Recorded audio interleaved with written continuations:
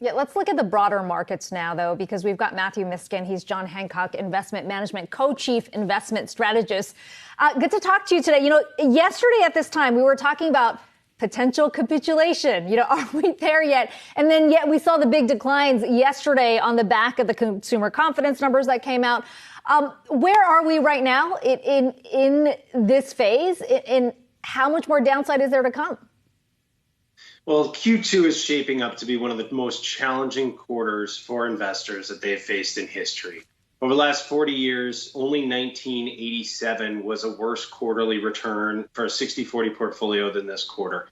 And what we see is really stocks have gotten cheaper, bond yields have risen, and this is likely setting up better return potential for forward-looking basis for clients and investors. Now, capitulation-wise and the macro-wise, sentiment is pretty washed out. I mean, you look at consumer sentiment; it is pretty rough out there. Some of the worst sentiment we've seen in history. But in terms of the macro story, what Brian was talking about with the Fed, that's the problem that we think is going to remain with us here a couple more months. We've priced in a lot of bad news, but unfortunately, we've got some more hurdles to get through as it relates to rate hikes before we're through this volatility.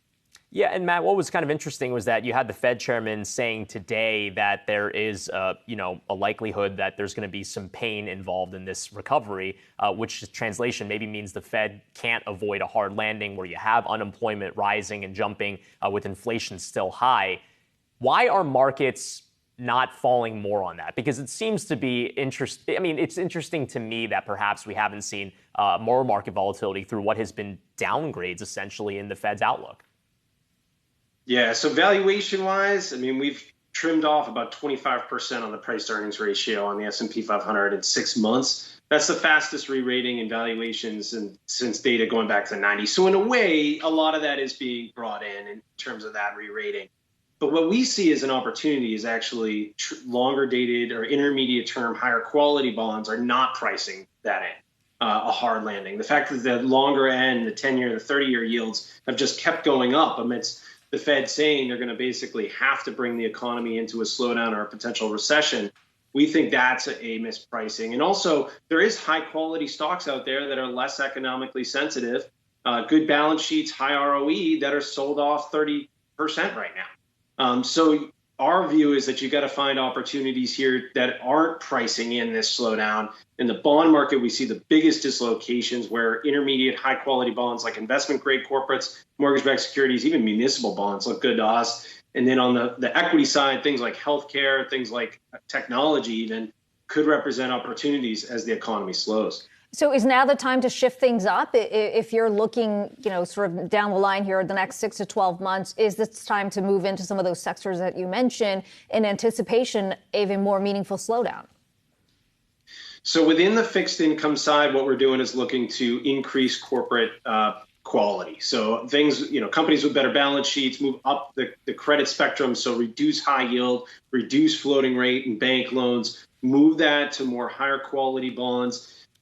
Low quality has actually been a much better performer over the last year. So, the more low quality you were, the better off you were in bonds. We think that's going to actually flip itself into the next 12 months. And there's a mispricing. You can get 3, 4, 5% in high quality bonds right now. Just look at that and chill in that part of the market while you wait. And then in terms of the equity market, we would rotate into less cyclical parts of the market that have held up a bit better. But overall, stocks, bonds-wise, we're trimming equity risk overall to more neutral, bringing up bonds. We were underweight bonds. We're going to move that to more neutral. And then we're going to be patient and wait for more kind of durable bottoming here in the macro story before getting more risk on. Okay, so this sounds like a late cycle play. So are you kind of saying here that, by the end of the year, we could see an observable bottom? It might be more like Q1, Q2, 2023 at this rate. But the thing is, this cycle has moved so fast and you've had to be nimble. We've gone from early cycle in 2020, 2021, mid-cycle 21 to the beginning of 22, and already we're late cycle. And so this cycle overall was really just created because we pushed off the end of the cycle that really should have happened back in 2019 into 2020. Because of all that stimulus, we pushed this out, this recession, and now we're going to have to get through it. It is probably going to take some time. The Fed is still going to be raising rates. High oil prices makes this inflation backdrop really tough to get through. But we think that you're going to see a good, really nice reacceleration in the economy, probably going into the back half of 23. Be patient, but be ready also to put that money to work then. Wow, that would be some timing if we reach the end of the bottom around the time that the NBER maybe declares a recession. But we'll have to see about that. Matthew Miskin, John Hancock Investment Management Co-Chief Investment Strategist. Thanks so much.